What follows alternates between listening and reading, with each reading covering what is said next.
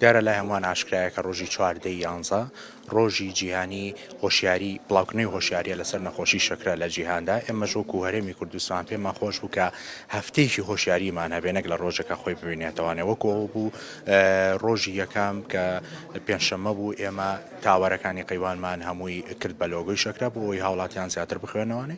ئەم ڕۆژکە ڕۆژی شەمەیە سیانزەی مانگە چەند پانێڵێک و چەند پرێزنتەیشنێکمان هەیە.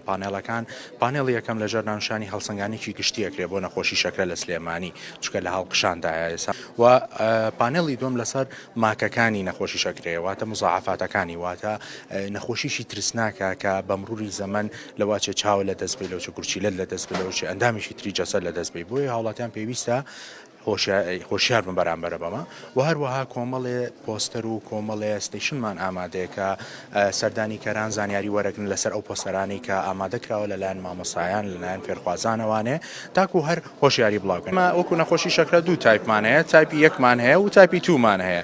ئەوەی زیاتر کە هاوڵاتیان تووشێ بێن تایپی دووە.